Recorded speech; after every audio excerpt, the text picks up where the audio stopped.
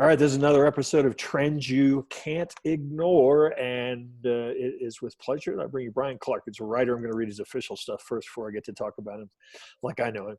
But he's a writer, traveler, entrepreneur, founder of the pioneering content marketing website Copyblogger, the personal growth newsletter Further, and Unemployable, a resource that provides smart strategies for freelancers and entrepreneurs. One of his most recent accomplishments, successes, is the sale of the company's Studio Press division to WP Engine. So, Brian, thanks for joining us. Glad to be here, John. Good to see you. So, I think you and I met 2006-ish. You had this little website up called Teaching Sells.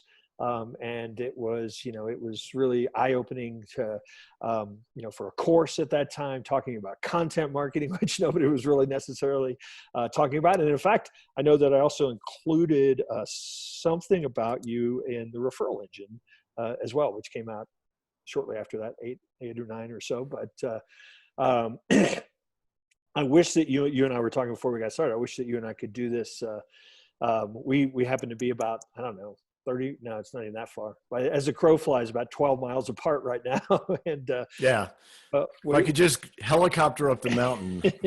Wish we could be doing this at the Knotted Root, my new favorite brewery in Nederland, Colorado. So I want to talk to you. We're going to talk basically about trends and things. And so I'll tee this up a little bit with, after the success of Copyblogger, what led you to jump into a personal growth newsletter and your second venture, Unemployable? I mean, I guess, could we say those were trends for you, or I'm curious just what led you to kind of venture not away from, but in other directions?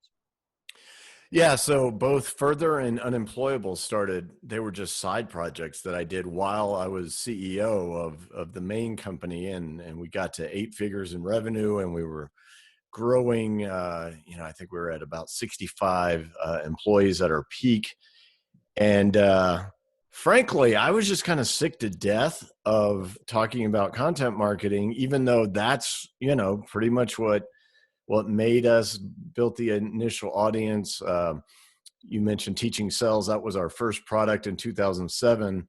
And that was a training course. But from there, we moved into software in the WordPress space, and then into software as a service. And it became a big deal.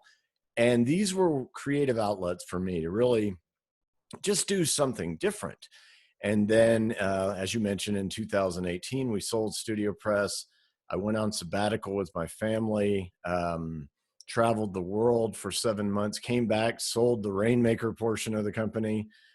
And then I was like, well, what now? And I had these 2 things that I was really passionate about. And I'm like, I think I can turn both of these into businesses. And Unemployable became a profitable business in the last 12 months, pandemic and everything. It wasn't easy, a little bit of extra challenge there.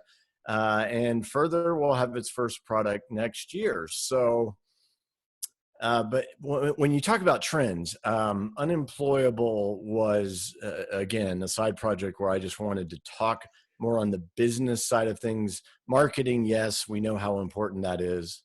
But also some of the other elements and what it means, whether you're a freelancer or, a solo entrepreneur or a startup founder. What can I share that might help with that? And it was originally a podcast only. And then, so I kind of came back home and looked at what was resonating with people and decided that I was going to focus more on education. And even though I have software ideas all the time and I have to slap myself down and go, no, you're not doing that. But one thing I find is interesting, John, and you've been training people for a long time, but I find that content marketing, which is teaching people, right? But to sell something like software, to me, that was easier than when you have to really think about, am I delivering everything this person needs to know on this topic? And I welcome the challenge. So before, I had talented coders who created our software products, even though I helped design them. But now I'm the coder, the words Yeah. and the expression of them are everything about the product. And I'm really loving it. It's just a different phase of my life. So Yeah, it's interesting you mentioned that, because I've always said that, one of the big ahas for me as I started a network, and effectively tried to transfer my knowledge, how that was so different than actually doing the work, and so actually true. much more challenging in some ways, than doing the work. And I think it's partly because you become sort of unconsciously competent at some of the things you do, and so transferring them, becomes harder because it's harder to get them out of your head.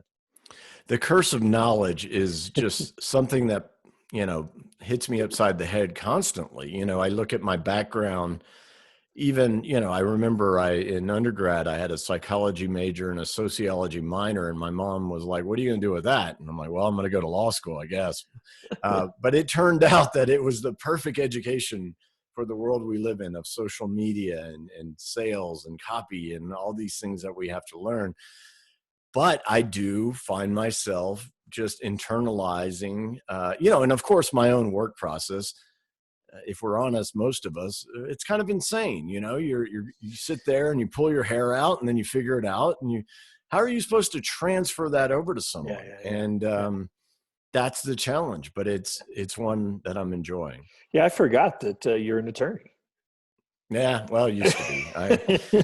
I haven't had the license since 2005. Yeah. My whole life has been different since Copyblogger. So All right. So you're back at Copyblogger in a little more of official capacity, or are you just kind of one of the writing hacks now? I'm still the CEO over there. I'm trying. I've got my old partners. So it was interesting because we sold Studio Press. And we sold Rainmaker, but we were left with the platform that made it all happen in the first place. And I was like, wow, how can you get any luckier than that? But again, I think everyone was just kind of, Yeah. we've done this for a good 10 years, 14, 15 years for me. And so the other partners took a buyout. We didn't really want to sell the site. We entertained a couple offers, but when you don't have the revenue generating Yeah. portion, but you've got this incredible platform with hundreds of thousands of people in the audience and 5 million backlinks, you're an SEO guy. You understand how valuable that is, but it's very difficult to It's sell it by potential. It's itself. potential, Yeah, right? Yeah. in the right hands, it's a gold mine. Yeah. So Yeah. those hands turned out to still be mine, and some two new partners, Tim and Daryl, who bought out my old partners. And yeah, so I am there. I created a new online community for Copyblogger. I'm just trying to shepherd them along. They're two very incredibly capable and talented guys. But the old man still has something that he can bring to the table. So that's more my role. It's nowhere near as intense as it used to be. But of course, I've got two other Yeah. Yeah. startup projects going. So So if we were going to just generically throw out, what you see as content trends, it's so hard to even talk about trends in the context of 2020, because stuff that we might have said were trends, just we're like shoved in our face. They happened. So if you were going to talk about what you think is coming when it comes to content, what would be some of the things that you're looking at or thinking about? yeah, that's a great question. And I, I've had time to reflect over, since the sales, and, realize that my entire career has been built off technology trends, Yeah. big and small, and helped create some of these things. Content marketing didn't even have a name, when I started doing it. But yeah, so it's important. And I think that trends are only difficult in the sense that, do you have, it's all about timing, John. It's like you Yeah. see things coming. Some trends are certain, some trends are contingent. The contingent ones are the interesting ones to me, because you can own them to a certain degree and ride them if they turn out to be viable. And I think that's the trick. And that's where time comes in, which is, I started blogging proper in 2006. that was 6 years into it as far as most people were concerned. But that wasn't late. That was the beginning of Yeah. commercial blogging, right? So it was just right. And there have been other instances of that. But COVID has accelerated the certain trends, things that were happening, things that were going to happen no matter what, and just put them on hyperspeed, right? And a big one, I think, that's most relevant to your team is the virtualization of business and life at an accelerated pace. It's easy for me living in 22 years, in the digital world and creating businesses this way to think, oh, everyone's doing this. But I know better, because you go out in the real world and people don't have any idea. And yet now they have to. It's something people kept putting off and not taking seriously. And now everyone's like, oh, okay, how do I set up, online payments? How do I shift to an e-commerce aspect of my business? How do I market digitally when I don't have my normal in-person networks anymore, and that kind of thing? So that's stressful for a lot of people, but it's also an opportunity for those of us to lend a hand. And you want to talk about accelerating it? I mean, 8-year-olds are doing it now. Right. I mean, so it's like there's this entire generation that that was thrust into it rather than coming into it at a normal pace maybe. And they're much more comfortable with it than some of us. So what about one thing that I won't call this a trend, but how do we deal with it? Is that everybody over the last decade got on the content train, and so I mean it's just this glut. I mean, books even. I mean, my wife always teaches me, you're writing another book. Nobody wants another book. I mean, it's like this glut. I mean, how do we deal with that? And I'm going to suggest I know how you're going to answer this, but go ahead. Yeah. Well, I guess write better content. That's how you do it, right? Well, actually, interestingly, yes, but less. And I think you're okay still publishing books, as long as that's where your target market is at. But the biggest change that people have seen with me in both what I do and what I am preaching is exactly what you hit on, which in 2006, when I started Copyblogger, content was not good. Do you remember those days? I mean, early blogging was just egocentric. I started in 2003 and I cringe at looking at Right. So it was an opportunity. It was like, oh, well, you write 250-word blog post. They're only by one person. And it's very personal and opinionated. So what do? I come in and write 1,000-word educational articles aimed at the audience. I bring in other people to write on my blog, which was really a magazine, right? I mean, there was just this opportunity to go against the grain. So now we sit here, and there's a lot of bad content out there still, but there's a lot of really good content out there. That's the change. You've got digital media publications cranking out content to feed Google constantly. You've got brands putting out quality content. You've got entrepreneurs and freelancers creating good stuff. So now we have the opposite problem. There's too much, even good stuff, for anyone to deal with.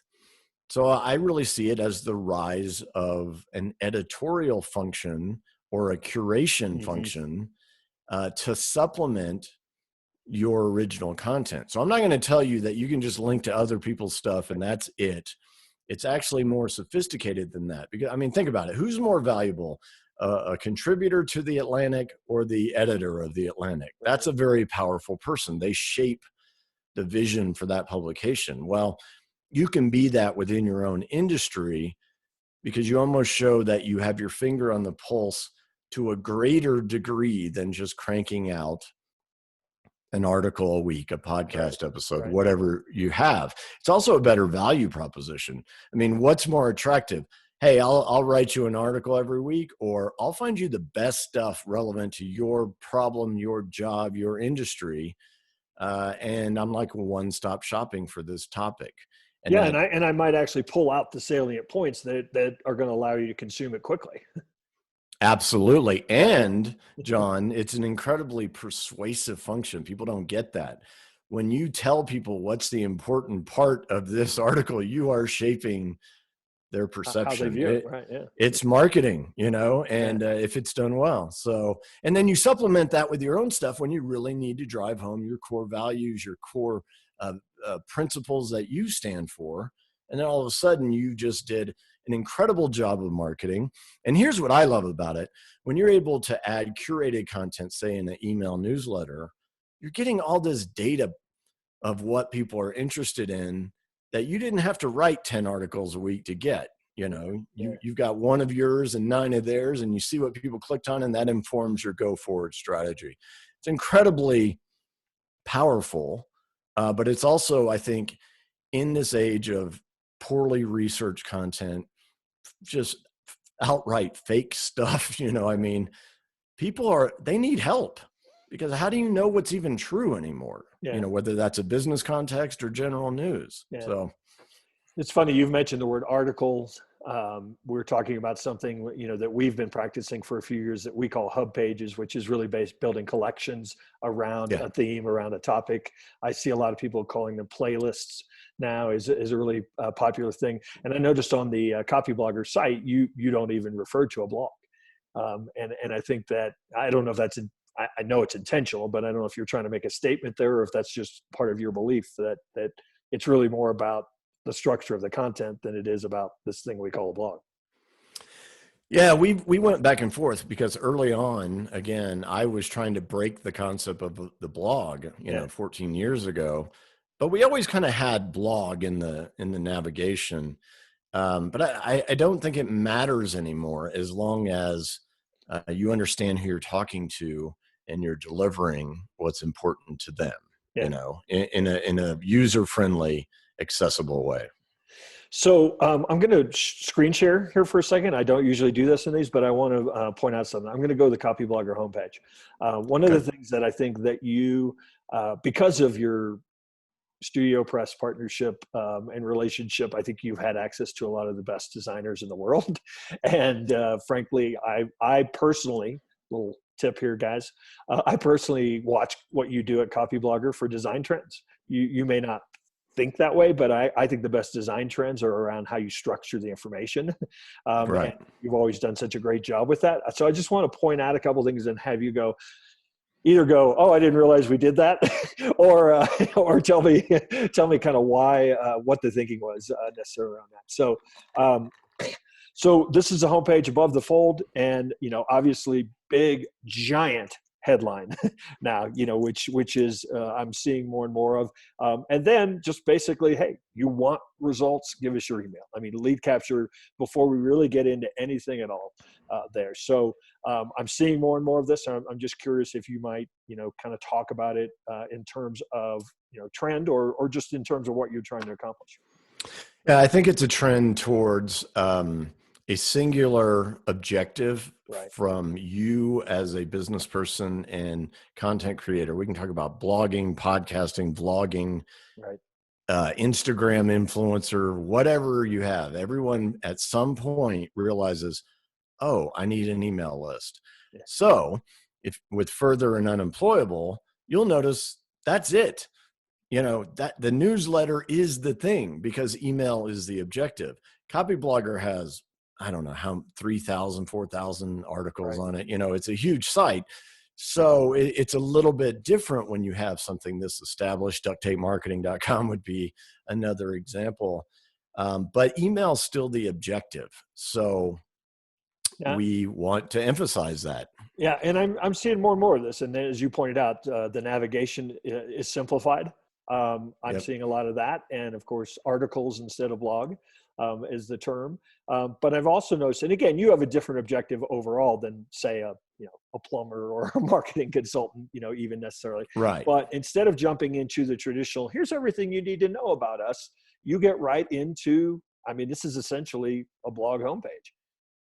Yeah. Yeah, I'm not sure it's organized. I mean, maybe it's organized not chronologically, maybe it's organized some other way, but essentially that's what you get into. No, it's still, and here's a tip for you. By the end of the year, that part will go away. It will Okay, only be the top that's portion. it. Okay, And so our last redesign, speaking of designers, Rafal Tamal was our designer. He started working for us in 2010, kind of fresh over to the country from Poland. Just incredible design skills, very bright man. And had the pleasure of working with him for 8 years. And really, we worked together. I taught him conversion. He taught himself how conversion and design relate to one another, with that nudge, kind of for me that goes, Rafal, that's pretty, but it doesn't matter unless we get the actions that we want. And now Rafal's still my designer, but he has his own, firm, and he's too in demand. So,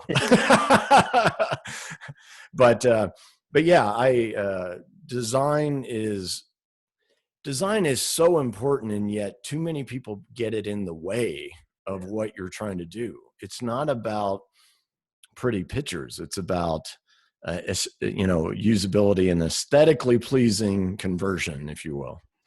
Seth Godin often uses the word that it creates tension, but he means that in a positive sense. The right tension, that causes somebody not anxiety, but causes them to act in the way that you want them to act. So I thought that was an interesting way to look at it. We probably don't think about trying to create tension, but I think in some ways making something clear and simple actually has that effect.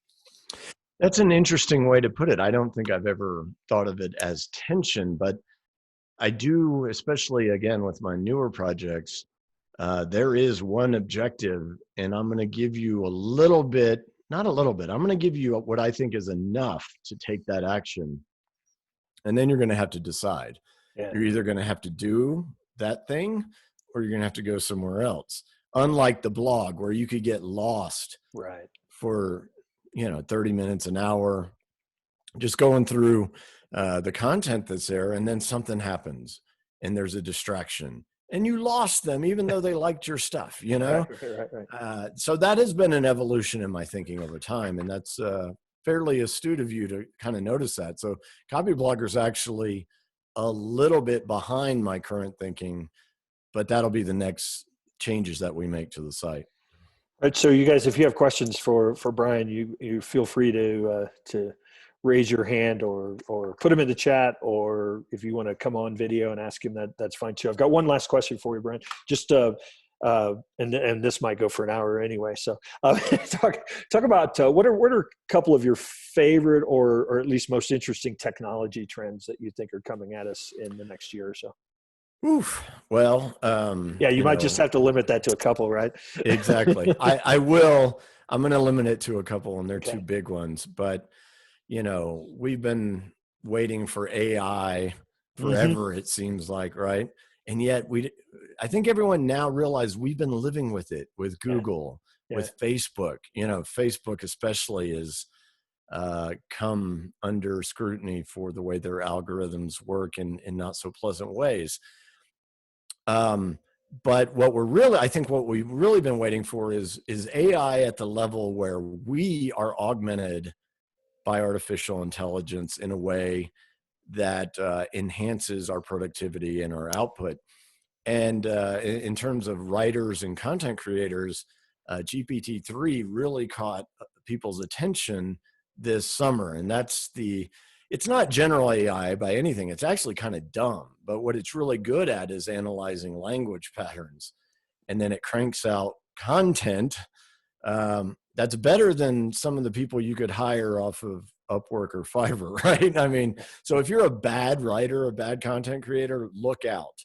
On the other hand, it's incredibly lacking in what it really takes to have the empathy and understanding of an audience to really connect. But I do foresee in the next few years where, going back to the concept of editing, that content creators will work with AI and become editors more than first draft writers. And John, as an author, that editing is the writing when it comes down to it. Yeah. But if someone could crank out for you 1,000 words that you can just shape up a little bit, I mean, that's remarkable. And of course, it's happening in design. It's happening across the board. So I think this decade is going to be when we truly do learn to live with our robot overlords. But we got to help create that future and not just let it happen to us. Well, and I think a lot of marketers make the mistake at looking at new technologies. I would throw email, into this when it came around as a replacement for doing their job.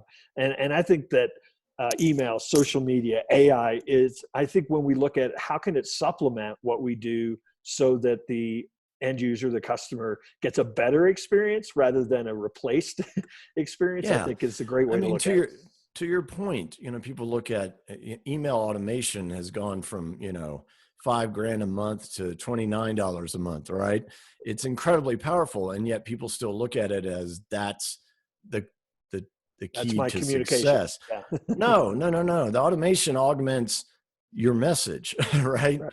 Done strategically in the right way and with the human voice and an understanding of the audience. So technology is second to what I guess they still call soft skills, but that's everything now. What can humans do that AI can't? And that's, empathy, creativity, even strategy to a certain degree, because strategy is dependent on who you're dealing with. It's not some blanket thing.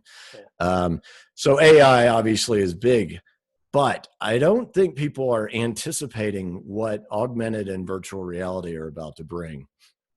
Because yes, it's kind of cool to put on the VR headset. I don't own one. It's too nerdy for me at this point.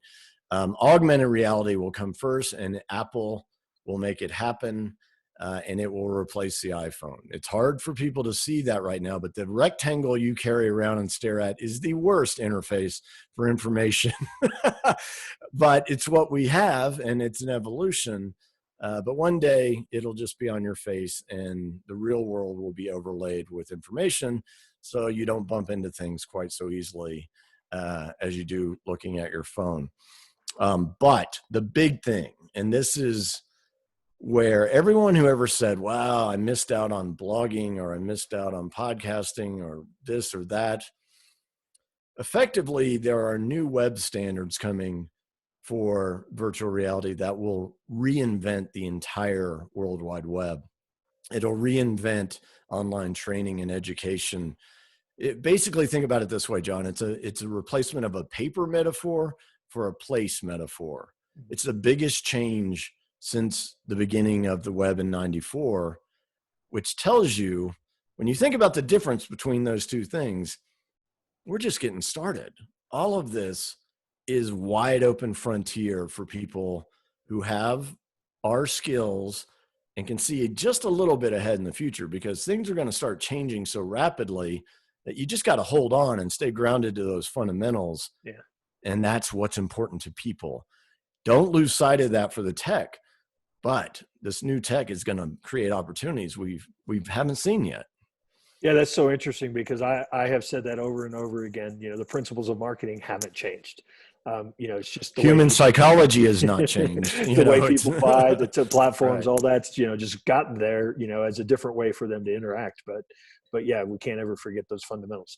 So, what questions you guys have for or comment, anything? I know you've got a lot of long time. Don't be shy. It's hard to get the first person to go. But feel free to turn your video on if you want to ask Brian a question, and ask it, or just put it in the chat. You want to make a comment, just tell him that that Copyblogger changed your life. Anything those lines. We never turn away praise.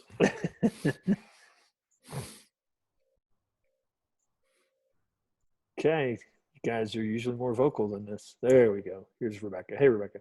Something. Hi. Hi, Brian. Hi. I follow you on Further, and I'm in Unemployable as well. So I like both of those. My question is about who you follow. Who do you look to for information as an upstream that you use to, cogitate on all these ideas? And kind of a part two of that is what's your process, or how much time do you allow to think about these things and how they come together to create these ideas for yourself? Mainly, I just follow John, and whatever he's doing, I'm there. No, that's a great question.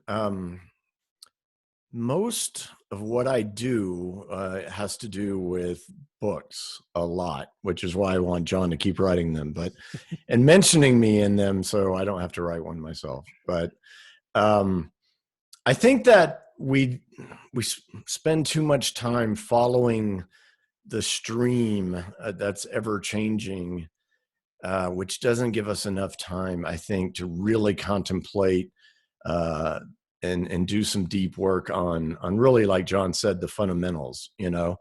If you can understand human psychology and how people relate to each other in groups, which, like I said, was sociology, that kind of stuff can give you more understanding than, the latest tweet or the newest shiny, device or trend that's coming along. Now, I'm not saying don't pay attention to trends, because again, I think that's where all the opportunity is. But it's so easy to get, kind of whipsawed back and forth because of so much happening. And then of course, all the other distractions that come with social media.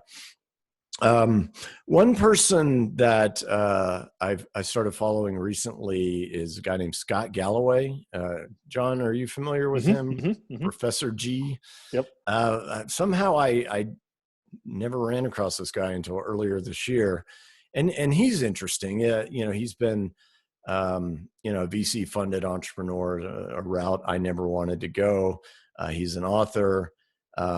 He literally teaches at NYU, which is why he calls himself professor. But if you look carefully at what he's doing, that's all a setup for his online education company that he's got going. I even took one of his courses just to see what it was like. And so he has been someone I'm paying attention to, because he is doing what John and I have been doing for 15, 18 years or whatever, right? But John, remember when the idea of an online course was, is this, I remember when I launched Teaching Sales, John, and I had to convince bloggers that people would pay for information. They were like, it's all going to be free and all this stuff. And so I spent all this time making the case that this is going to be a huge industry. That's a contingent trend that turned into a certain thing. It's with us. And again, after COVID, it's almost becoming de facto. So prior to Teaching Sales, I was sending out 3-ring binders with CDs with my courses. So. No, that's how it was. Yeah, no, I remember. I bought some of those from various people, and it just sat there because I'm like, what am I going to do with this? But it was impressive, right? You had a big box and you paid $1,000 for it or something. But yeah, that's one of those things, though, that again, when you're early on something like that, you have to deal with people who think it's not legitimate. And yet now with Masterclass and all these, and Udemy and all that, it became a giant industry. So on some of these things, I don't think we're in the same environment anymore. I remember when I started Copyblogger, and, there were a lot of people that were anti-marketing and how dare you talk about selling stuff with a blog. And it seems quaint now, but that was the environment at the time. And now it's almost like people are forgetting what we taught back then, which was ethical marketing, audience first, value focused. But I think most of that has entered the mainstream of digital marketing. And that's what's key. So I guess that's a roundabout way of saying, read more books, watch what's happening without getting caught up in it until you this is how I make choices about what to do. Do you have a sense of purpose that's tied to this, that's going to keep you going and helping people when, at all times it's tough. Sometimes things go really well, really quickly. Sometimes they take a little bit longer, but if you're only doing it for the money, you're probably not going to stick with it. So there's going to be so much technological and cultural change in this decade that all you have to do is step back, find your opening, and make sure it aligns with your personal values and your sense of purpose. And if you can help people solve their problems that way, you can have a fantastic business. And with the kind of the gaps we'll see as things change so quickly, you can create something that, I never set out to create an 8-figure business. It happened because I found my opening that matched my sense of purpose. And each year I just kept going with it. I sometimes think I went too far with it, which is why we ended up selling, because we got to a point where if we didn't take private equity, we were just going to be kind of dead in the water. So at that point, we had to choose sell or dance with the devil. And I'm too old to dance with the devil.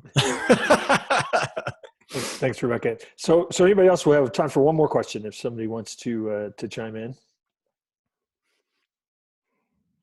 I don't see any in the chat, so Troy had a comment. I think that's attributed. It says misattributed, but I always attribute that quote to Mark Twain, but I may be wrong. It's either him, but Lincoln was attributed with that too. I think no one knows who said it, but it's still a true point. It is Had very more true. time, I would have written a shorter letter. It comes from Blaise Pascal. Pascal. Blaise Pascal. Okay, wow. And that's certainly before Mark Twain's time. I experienced that. My last book, and partly to your comment, Brian, I was kind of tired of writing about marketing. So I wrote a totally different book, The Self-Reliant Entrepreneur. And every day I had to write about 200 words and get a concise thought across. And I did. It was way, way harder than writing 10,000 words, telling people how to do stuff. Oh, that's interesting. Yeah. All right. So thanks everybody for showing up. Brian, thank you so much as always. And hopefully we can get together sometime soon and do a hike or something. Yeah. Let's hope for the spring. Yeah. Awesome.